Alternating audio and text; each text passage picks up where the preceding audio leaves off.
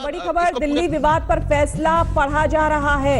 आपको हम बता दें, दिल्ली सरकार को सारे अधिकार मिले, ये कहा जा रहा है। बहुत बड़ी खबर आपको हम बता दें, लगातार ये विवाद एलजी और दिल्ली सरकार के बीच हो रही थी और इसको लेकर लगातार, आपको अगर याद हो, पिछले दिनों अरविंद केजरीवाल ने धरना भी दिया था एलजी के ऑफिस में और लगातार ये विवाद इनके बीच चलता आ रहा था, वर्चस्व की लड़ाई।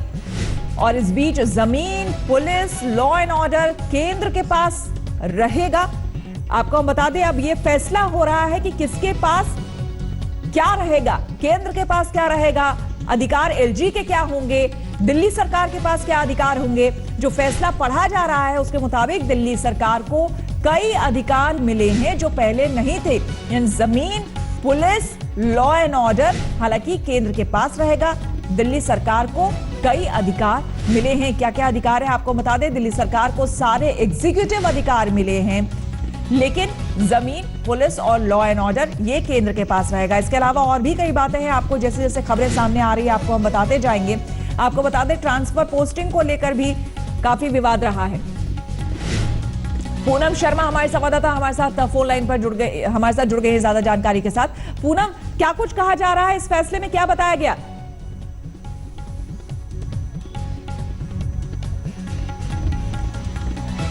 अभी भी इस मामले में फैसला जा रहा है और सुप्रीम कोर्ट अभी जो अपना फैसला पढ़ रही है सुप्रीम कोर्ट, उसमें कहा है कि executive power of the Delhi government extended to all issues except land, police and public order, यानी कि जमीन से जुड़े हुए जितने मामले हैं, पुलिस से जुड़े हुए या पब्लिक ऑर्डर से जुड़े हुए जो मामले हैं वो एक्सटेंड किए गए हैं, लेकिन दिल्ली सरकार के पास नहीं है। दिल्ली सरकार की कुछ शक्तियां बढ़ाई जाएंगी, लेकिन जो मेन ट्रांसफर पोस्टिंग से जुड़े हुए मामले हैं या फिर लैंड से जुड़े हुए, पुलिस से जुड़े हुए मामले हैं, वो नहीं दिए जा सकते दिल्ली सरकार को। हालांकि हमें पूरे आदेश के आने का इंतजार करना पड़ेगा। अभी भी सुप्रीम कोर्ट इस आदेश को सुना रही है, अपने आदेश को पढ़ रहे हैं जजेस। कुछ देर का भी इस मामले में इंतजार करना होगा कि पूरा आदेश सुप्रीम कोर्ट की तरफ से क्या आता है। लेकिन अगर लैंड और पुलिस और पोस्टिंग से जुड़ी हुई चीजें दिल्ली सरकार को नहीं मिलती हैं, तो इतना तय है कि मिला जुलाकर ये वही आदेश होगा जो दिल्ली हाई कोर्ट ने भी इससे पहले सुनाया। आप बिल्कुल यही कह रही हैं। और मुख्य विवाद जो रहा है अरविंद केजरीवाल यानी कि दिल्ली सरकार का एलजी के साथ, वो यही कुछ मुद्दे थे जो वो चाहते थे उनके हक में हो, जिसमें कि ट्रांसफर पोस्टिंग एक बहुत अहम मुद्दा था, लैंड को लेकर एक अहम मुद्दा था। और ये सब अगर आप कह रही है कि ये केंद्र के पास रहेगा, तो वाकई जिन चीजों को लेकर इशू बने हुए थे वो एज इट इज रहेंगे।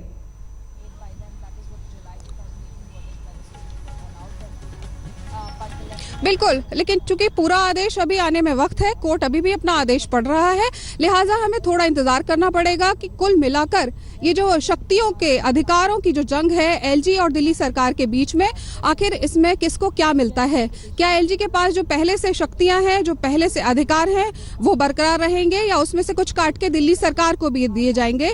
ये तमाम चीजें हैं, क्योंकि दिल्ली सरकार लगातार, चाहे वो हाई कोर्ट गई हो या उसके बाद फिर अब सुप्रीम कोर्ट आई हो, उनका यही कहना है कि सरकार पंगु है, कोई भी फैसला अपने दम पर नहीं ले पाती है। लिहाजा जब तक उसके पास ये अधिकार नहीं होंगे, तब तक दिल्ली को ढंग से चलाना, एडमिनिस्ट्रेटिव पावर अपने पास रखना जब तक सरकार के लिए मुमकिन नहीं होगा, तब तक दिल्ली को ढंग से नहीं चलाया जा सकता। जबकि केंद्र सरकार इस मामले में लगातार ये कहता आ रहा है कि एलजी ही शासक है, क्योंकि यूनियन टेरिटरी है दिल्ली। ऐसे में जो बाकी और राज्य हैं, उनकी तरह दिल्ली को वो अधिकार सरकार को नहीं दिए जा सकते हैं। जैसे पुलिस है, तो पुलिस जो है उस पर केंद्र सरकार का ही कंट्रोल रहना चाहिए और यूनियन टेरिटरीज में भी यही नियम है, तो वही दिल्ली पर लागू है।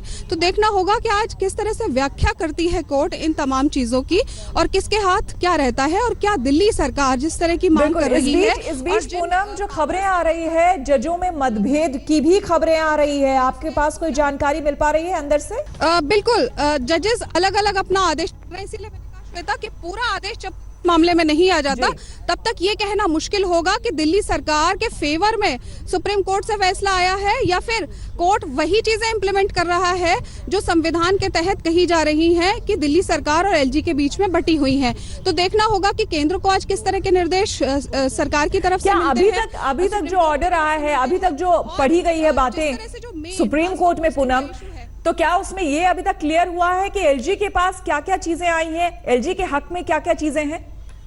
देखिए, चूंकि संविधान पीठ है और अलग अलग जजेस इसमें अलग अलग पढ़ेंगे, तो पहले जज अभी जो पढ़ रहे थे उन्होंने साफ किया है कि पुलिस लैंड से जुड़े हुए जो भी इश्यूज हैं वो एलजी के पास ही रहेंगे। इसका मतलब ये है कि सरकार के पास, दिल्ली सरकार के पास अभी उस तरह से चीजें नहीं आई हैं जिस तरह से वो मांग रही थी। लेकिन बाकी और जजेस जब तक अपना पूरा आदेश नहीं पढ़ देते, जब तक पूरी पीठ जो है वो अपना फैसला नहीं सुना देती, तब तक ये तय करना बड़ा मुश्किल होगा कि इस मामले में आखिर जीत किसकी हुई है। अधिकारों की इस जंग में आखिर दिल्ली सरकार को वो सब मिल पा रहा है या नहीं जो वो चाहते थे, या फिर एलजी के पास वही शक्तियां इंतजार करना होगा। बिल्कुल पूनम, इंतजार करना होगा कि पूरे जजमेंट का इंतजार करना होगा कि क्या को सुप्रीम कोर्ट फाइनली कहती है। लेकिन चूंकि आप इस पूरे मैटर को काफी समय से देख रही हैं, फॉलो कर रही हैं, एक बार हमारे दर्शकों के लिए बताइए कि मुख्य तौर पर एलजी और अरविंद केजरीवाल यानी कि दिल्ली सरकार के बीच जो जंग रही है, दिल्ली सरकार क्या क्या अधिकार ऐसे हैं जो कि मांगती रही है? देखिए, सबसे बड़ी चीज तो दिल्ली सरकार ये कहती रही है कि ट्रांसफर पोस्टिंग, जो अधिकारी दिल्ली सरकार के लिए काम कर रहे होते हैं, तैनात होते हैं, उनकी ट्रांसफर पोस्टिंग का अधिकार, चाहे वो चीफ सेक्रेटरी हो या फिर उनसे नीचे के रैंक के जितने अधिकारी हैं, उनकी ट्रांसफर पोस्टिंग का अधिकार दिल्ली सरकार के पास होना चाहिए, क्योंकि वो दिल्ली सरकार के लिए काम कर रहे होते हैं। अगर उनको ये अधिकार सरकार को नहीं होगा तो अधिकारी काम नहीं कर रहे हैं, जो उनका कहना है, क्योंकि उनको ऐसा लगता है कि दिल्ली सरकार उनका कुछ नहीं बिगाड़ सकती है, सीधे वो केंद्र सरकार के आदेशों का पालन कर रहे होते हैं और हमारे आदेशों को दरकिनार कर रहे होते हैं। तो पहला दिल्ली सरकार का ये कहना था सुप्रीम कोर्ट में कि ट्रांसफर पोस्टिंग का अधिकार हमारे पास होना चाहिए अधिकारियों की। दूसरा उनका कहना था कि लॉ एंड ऑर्डर किसी भी राज्य की जिम्मेदारी होती है, राज्य सरकार की जिम्मेदारी होती है, तो लिहाजा जो दिल्ली पुलिस है वो हमारे अंडर में आनी चाहिए। तीसरा, एंटी करप्शन ब्यूरो को लेकर उन्होंने कहा था कि वो भी केंद्र सरकार के पास नहीं होना चाहिए, बल्कि दिल्ली में जितने भी भ्रष्टाचार से जुड़े हुए मामले हैं उनकी जांच करने का अधिकार दिल्ली सरकार के पास होना चाहिए, और ये एंटी करप्शन ब्यूरो जब तक हमारे पास नहीं होगा हम ऐसा नहीं कर सकते हैं। इसके अलावा लैंड से जुड़े हुए जो भी मामले थे उसमें कहा गया था कि वो एलजी के पास नहीं, हमारे पास रहने चाहिए, क्योंकि राज्य सरकार ही ये तय करे कि लैंड से जुड़े हुए जो मामले हैं उनमें सरकार को क्या फैसला लेना है। चौथा जो पॉइंट था उसमें कहा गया था कि जितने भी सर्विसेज हैं, यानी दिल्ली में जितने भी आम लोगों के लिए सर्विसेज हैं उस पर क्या किया जाए, मतलब फैसला क्या लेना है, ये सरकार के पक्ष में होना चाहिए, सरकार ही ये फैसला ले। जैसे आपने देखा होगा कि कुछ दिनों पहले होम डिलीवरी से जुड़ी हुई 32-33 सेवाएं थी, जिसमें दिल्ली सरकार का कहना था कि ये लागू होनी चाहिए और एलजी ने कहा था कि ये नहीं लागू की जानी चाहिए, तो उस पर बड़ा विवाद रहा था। तो सर्विसेज जो दी जानी है उसका एकाधिकार जो है वो दिल्ली सरकार के पास होना चाहिए। दिल्ली सरकार ने अपना पक्ष सुप्रीम कोर्ट में रखा था। तो सबसे बड़े जो मुद्दे थे वो यही 4-5 थे, जिसको लेकर दिल्ली सरकार लगातार ये कहती आ रही थी कि हमारे लिए सरकार चलाना बड़ा मुश्किल हो रहा है, हमारी सरकार बिल्कुल बंधु है, क्योंकि मंत्री कोई भी फैसला लेते हैं और एलजी उसको और उनके पास अधिकार नहीं है, ये कहना था दिल्ली सरकार का। आपसे और जानकारी लेंगे और अरविंद हमारे संवाददाता सीधे, आशुतोष मिश्रा हमारे संवाददाता सीधे जुड़ रहे हैं अरविंद केजरीवाल के घर के पास से, उनसे और जानकारी लेते हैं। आशुतोष, अभी तक जो जानकारी निकलकर सामने आई है, और अभी तो पढ़ा ही जा रहा है, पूरे जजमेंट को पढ़ा जाएगा, उसका इंतजार होगा, लेकिन जो मांगे दिल्ली सरकार ने की थी मुख्यतः, उसमें से कई मांगे अब सामने आ चुकी है जो कि केंद्र के ही अधीन रहेगा। दरअसल आज जो फैसला आना था वो 6 प्रमुख मुद्दों पर आना था श्वेता। सुप्रीम कोर्ट ने जो फंडामेंटल प्रिंसिपल जिसे हम कहते हैं, मूल सिद्धांत के तहत ये कह दिया कि चुनी हुई सरकार के पास अधिकार है, और ये कहा कि जो डबल बेंच है जस्टिस भूषण, जस्टिस सीकरी की, वो उसी फैसले की प्रकाश में आज ये जो बाकी 6 फैसले हैं इनको सुनेगी। उस सुनवाई के बाद अब आज जो फैसला आया है फिलहाल, अब ये बटी हुई राय है। चूंकि 2 जजों की बेंच है और दोनों अगर एक दूसरे के विपरीत हैं तो परिस्थिति फिर ये बनेगी जिसे अंग्रेजी में स्क्वायर वन कहा जाता है। क्या वापस मामला मुख्य न्यायाधीश के पास जाएगा, बड़ी बेंच के पास फिर से फैसले के लिए? क्योंकि अगर बटी हुई राय है तो ये फैसला लागू कैसे होगा? जस्टिस अशोक भूषण की ओर से भी फैसला आना बाकी है। फिलहाल हम जो चीजें पढ़ रहे हैं, जो देख रहे हैं और जो संजय शर्मा भेज रहे हैं कोर्ट के अंदर से, वो फिलहाल जस्टिस सीकरी का फैसला, जिसमें वो कह रहे हैं कि जो ज्वाइंट सेक्रेटरी आईएएस रैंक के ऑफिसर हैं उनकी ट्रांसफर पोस्टिंग या उनकी बहाली का फैसला उपराज्यपाल के अधीन होगा, जबकि दानिश काडर और दास काडर जो होता है दिल्ली का, वो फैसला मुख्यमंत्री कार्यालय से लिया जा सकता है। सुझाव भी दिया गया कि दिल्ली का एक अपना काडर भी बनाया जाए। अभी बाकी मुद्दों पर, चाहे वो एंटी करप्शन ब्रांच हो, क्योंकि 6 बड़े मुद्दों पर अरविंद केजरीवाल को उम्मीद थी कि एंटी करप्शन ब्रांच उन्हें वापस मिलेगी, सर्विसेज उन्हें वापस मिलेगी। और मई 2015 का वो नोटिफिकेशन जिसमें गृह मंत्रालय ने कहा था कि सरकार का मतलब उपराज्यपाल है, वो परिस्थिति बदल दी जाएगी। फिलहाल पहले जज के आदेश में ऐसा होता नहीं दिख रहा है। देखना होगा, इंतजार कुछ मिनट का और दूसरे जज अपने फैसले में क्या कहते हैं। श्वेता, लेकिन यहाँ पर अब जो स्थिति बनती आशुतोष नजर आ रही है, इसमें अगर दोनों जज वाकई जैसे आपने बताया कि इसमें मतभेद की भी खबरें आ रही है कि भाई दोनों जज जो हैं उनके अपने अपने राय है, तो ऐसे में आगे ये मामला कहां जाएगा और फिर कैसे बढ़ेगा? चूंकि 2 जजों की बेंच है, हमेशा कोर्ट का फैसला बहुमत से लागू होता है। 3 जजों की बेंच में 2 जजों की राय लागू हो जाती है। जब दोनों जज अगर एक दूसरे के विपरीत फैसला देते हैं, वापस मामला मुख्य न्यायाधीश के पास मेंशन किया जा सकता है। तब यह देखना होगा कि मुख्य न्यायाधीश क्या उससे बड़ी बेंच 3 जजों के पास भेजेंगे, 5 जजों के पास भेजेंगे या वापस संवैधानिक पीठ बनाएंगे। इसमें संवैधानिक पीठ का गठन थोड़ा मुश्किल है, क्योंकि संवैधानिक पीठ ने फैसला दे दिया था बुनियादी तौर पर कि कोई भी राज्य हो, चूंकि दिल्ली में स्थिति क्लियर है, लैंड, पुलिस, पब्लिक ऑर्डर, इसके अलावा बाकी फैसले चुनी हुई सरकार लेगी, जिसमें एलजी एक एडमिनिस्ट्रेटर है जिन्हें जानकारी जरूरी है। अगर बटी हुई राय है तो फिर से फैसला मुख्य न्यायाधीश को लेना होगा। लेकिन फिलहाल पहले जज के फैसले में दिल्ली सरकार को कोई राहत मिलती नजर नहीं आ रही है। बिल्कुल। और आशुतोष, अभी तक जो ऑर्डर पढ़ा गया है, जो पूनम भी हमें बता रही थी, लैंड, पुलिस को लेकर शायद अभी क्लैरिटी आ गई है, और ट्रांसफर पोस्टिंग जो कि एक अहम मुद्दा रहा है, वो सब केंद्र के अधीन रहेगा। और यही सब एक मुख्य मुद्दा ये रहा है दिल्ली सरकार का, जिसको लेकर पिछले दिनों विवाद रहा है। यहां तक कि अरविंद केजरीवाल ने धरना तक दे दिया था जाकर के एलजी के घर पर।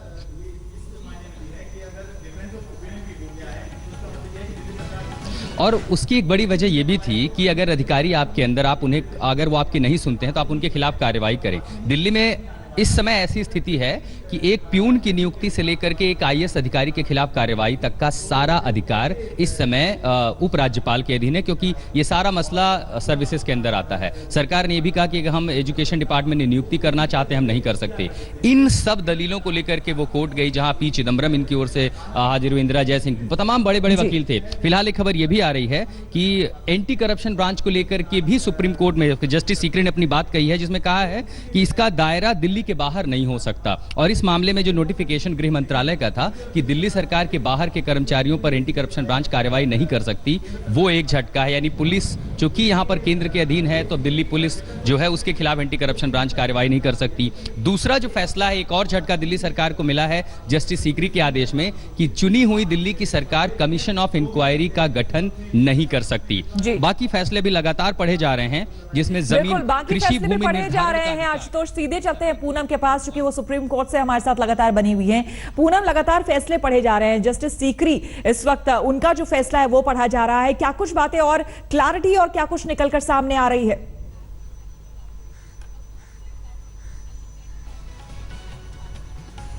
देखिए, दिलचस्प यही है कि क्लैरिटी निकल के सामने नहीं आ रही है, बल्कि 2 जजेस अलग अलग अपना फैसला पढ़ रहे हैं। दोनों का डायरेक्शन अलग अलग है।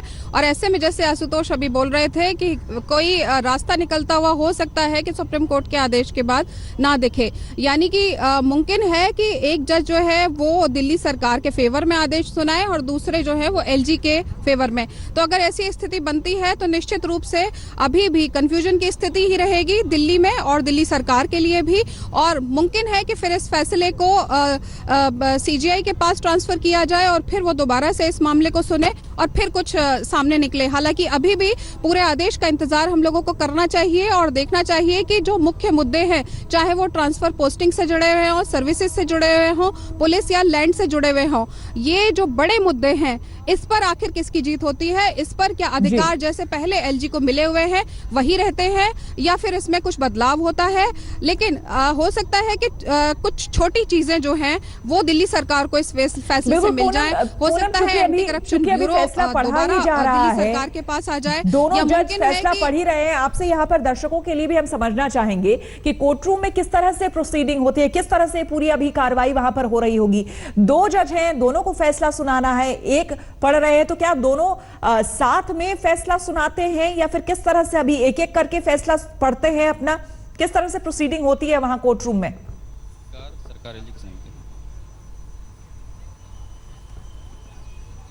देखिए, दोनों जज एक साथ बैठते हैं, एक साथ कोर्ट लगती है और उसके बाद फैसला एक जज पढ़ना शुरू कर देते हैं और उसके बाद जब वो अपना फैसला पूरा पढ़ देते हैं तो दूसरे जज जो है वो उस मामले में फिर अपना फैसला आगे बढ़ाते हुए उसको पूरा करते हैं और दोनों जज जब अपना फैसला सुना देते हैं तो उसके बाद एक जॉइंट लाइन होती है जिसपे बताया जाता है कि कोर्ट की तरफ से ये फैसला है, यानी कि कंक्लूडिंग लाइंस होती हैं उसमें, जिसमें क्लियर होता है कि दोनों जजों ने क्या क्या बोला है। अगर वो दोनों डिफर करते हैं तो नेचुरली उसमें अलग अलग चीजें आएंगी और अगर दोनों सहमति जताते हैं एक ही फैसले पे तो वो फैसला फिर पूरी तरह से लागू हो जाता है। लेकिन जिस तरह से इसमें दोनों जजेस अलग अलग राय देते हुए नजर आ रहे हैं अपने फैसले में, उसमें ऐसा लगता है कि कंक्लूडिंग इस फैसले से निकल कर आना शायद मुश्किल हो जाए और शक्तियों की और जो पावर की जो जंग है दिल्ली सरकार और एलजी के बीच में पिछले कई साल से, उसका मुझे लगता नहीं है कि आज कुछ निपटारा संभव है।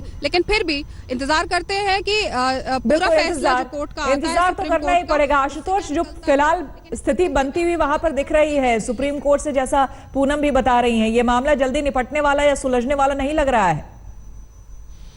लड़ाई और चलेगी लंबी। श्वेता, दरअसल अभी जो सुप्रीम कोर्ट, बिल्कुल, और सुप्रीम कोर्ट से ताजा खबर यह भी आ रही है कि दूसरे जज जस्टिस भूषण ने भी अपना फैसला दिया है जिसमें सर्विसेज को लेकर के, सेवा विभाग को लेकर के तमाम फैसलों में वो जस्टिस सीकरी के फैसले से सहमत हैं। यानी अगर वो जज सहमत हैं तो सबसे बड़ा झटका सरकार को ये कि एंटी करप्शन ब्रांच अब केंद्रीय कर्मचारियों पर कार्रवाई नहीं कर सकती। लेकिन अभी ये क्लैरिटी नहीं है कि एंटी करप्शन ब्रांच पर नियंत्रण दिल्ली सरकार का होगा या एमएचए नोटिफिकेशन के बाद जो कंट्रोल एलजी को दिया गया था, एलजी कंट्रोल करेंगे। दिल्ली सरकार को एक राहत मिली है, दिल्ली में अब जमीनों का सर्किल रेट, जिसको लेकर के विवाद था, एलजी ने फैसला रोका था, सर्किल रेट वो देख सकते हैं, वो उनके अधीन होगा। छोटे तबके के जो अधिकारी दानिक्स और दास काडर हैं वो एलजी के सहमति से होगा। यानी एक बैलेंस तरह का हम आदेश कह सकते हैं। लेकिन चूंकि क्लैरिटी नहीं है, विवाद अभी भी आगे बढ़ता रहेगा और चूंकि सारा विवाद यहां पर यह था कि हमारे पास अधिकारों की लड़ाई, पावर किसके पास हो। अब पूरा फैसला एक बार जब आएगा तब तस्वीर साफ होगी। लेकिन फिलहाल जो अभी खबर आ रही है उसके मुताबिक सरकार को सिर्फ प्रोसिक्यूटर, डायरेक्टर को चुनने का आदेश मिल चुका है, उनको वो फैसला मिला है। साथ ही कमीशन ऑफ इंक्वायरी पर दिल्ली सरकार को झटका है, वो किसी मामले में जांच आयोग का गठन नहीं कर सकते। एसीबी को लेकर के भी एक झटका है, दिल्ली पुलिस समेत केंद्रीय कर्मचारियों पर सरकार अब कार्रवाई नहीं कर पाएगी। तो जैसे ही पूरा फैसला सामने आएगा, हालांकि ये एक बात दोनों जजों ने कह दी है कि दिल्ली एक पूर्ण राज्य नहीं है। यही फैसला सुप्रीम कोर्ट ने जुलाई में भी दिया था, यही फैसला दिल्ली हाई कोर्ट ने भी दिया था। अब फैसलों को लेकर के एक लकीर दो जज खींचने वाले हैं, एक बार इंतजार करते हैं। बिल्कुल, और उसका इंतजार करना होगा। लेकिन पूनम, फिलहाल जो तस्वीर निकलकर सामने आ रही है और फिलहाल दोनों जजों ने जो बातें अपनी कही है, इसमें यही लग रहा है कि दिल्ली सरकार को वाकई एक झटका है, बड़ा झटका, क्योंकि जिन 6 अहम मुद्दों को लेकर दिल्ली सरकार पिछले लंबे समय से लड़ाई लड़ रही है और यहां तक कि सुप्रीम कोर्ट पहुंच गई, उसमें से अभी तक जो बातें सामने आई है, झटका ही है दिल्ली सरकार के लिए। श्वेता, थोड़ी सी क्लैरिटी मिलती हुई नजर आ रही है। अब जो फैसला सुनाते जा रहे हैं जजेस सुप्रीम कोर्ट में, उसके बाद जिस तरह से बड़ी बड़ी चीजें हैं, जैसे पुलिस या ट्रांसफर पोस्टिंग से जुड़ी हुई चीजें हैं या कमीशन बनाने से जुड़ी हुई है, एंटी करप्शन को लेकर है, उसमें क्लैरिटी आ रही है कि जो पिछले फैसले हैं, चाहे वो हाई कोर्ट के रहे हों या सुप्रीम कोर्ट की तरफ से ही दिया गया था, उसी तरह का फैसला ये होने वाला है, ऐसा लग रहा है। और दिल्ली सरकार को कोई बहुत बड़ी राहत इस फैसले के बाद नहीं मिलने वाली है और ना ही शक्तियों के इस जंग में दिल्ली सरकार को कोई बहुत ज्यादा शक्तियां मिलने वाली हैं, क्योंकि यूनियन टेरिटरी है और हमें देखना चाहिए कि सुप्रीम कोर्ट जो अपना फैसला सुनाएगा उसका असर सिर्फ दिल्ली पे नहीं पड़ेगा, बल्कि पूरे भारत के यूनियन टेरिटरीज पर वो फैसला फिर लागू होगा। क्योंकि जिस तरह से दिल्ली सरकार आज कोर्ट में आई है, वही सब पैरिटी के आधार पर यूनियन टेरिटरीज जो दूसरी है, वो भी उन पर भी वही उनको अधिकार मिल सकते हैं। तो ऐसी स्थिति में सुप्रीम कोर्ट के लिए इस फैसले की कई वजह है कि जिन पर वो खास तौर से बताते हुए साफ कर रही है कि केंद्र सरकार के पास ये तमाम चीजें क्यों रहनी चाहिए। अब जैसे पुलिस है, अगर वो पुलिस दे दी जाए है तो आप सोचिए कि उसके असर किस तरह से हो सकते हैं। जैसे हमने देखा है कि केजरीवाल और मोदी के बीच में अक्सर टसल रहती है, तो अगर केजरीवाल किसी दिन ऑर्डर कर दे दिल्ली पुलिस को कि आप प्रधानमंत्री को गिरफ्तार करिए, तो ये मुमकिन है। अगर पुलिस दिल्ली सरकार के पास चली जाती है तो दिल्ली चूंकि राजधानी है, और ऐसी सूरत में जो भी आज सुप्रीम कोर्ट से फैसला आएगा उससे बहुत पूनम, इस बीच आपसे जानना चाहेंगे कि क्या ये मामला बड़ी बेंच को सौंपा जाएगा? कैसी कोई खबर आ रही है?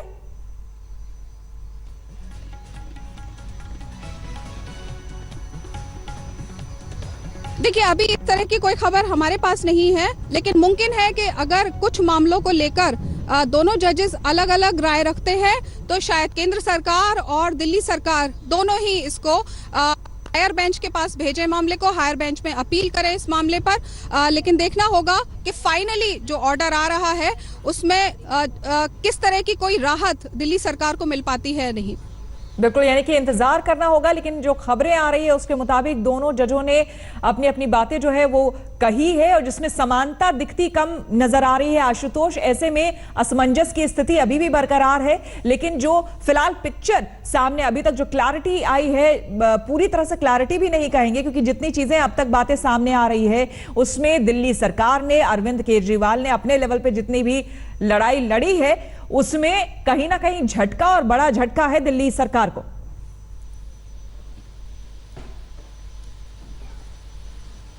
श्वेता, अब जो खबरें आई हैं, दोनों जजों का फैसला लगभग जो कि मोटा मोटा फैसला सुनाते हैं वो पूरा हो चुका है।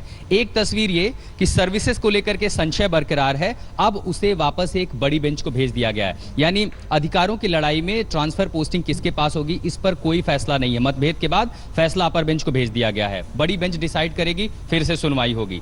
बाकी सारे मामलों में एंटी करप्शन ब्रांच के पर काट दिए गए हैं, वो अब दिल्ली के अधीन, चाहे वो नगर निगम हो, दिल्ली हो, इसके बाहर के कर्मचारियों के खिलाफ कार्रवाई नहीं कर सकती। कंट्रोल किसका होगा अभी इस पर तस्वीर साफ नहीं है, देखना होगा कि वापस एलजी को दिया गया है। क्योंकि लेटेस्ट खबरों के लिए यूं ही देखते रहिए आज तक, और इस वीडियो के पसंद आने पर लाइक, शेयर एंड सब्सक्राइब करना ना भूलें।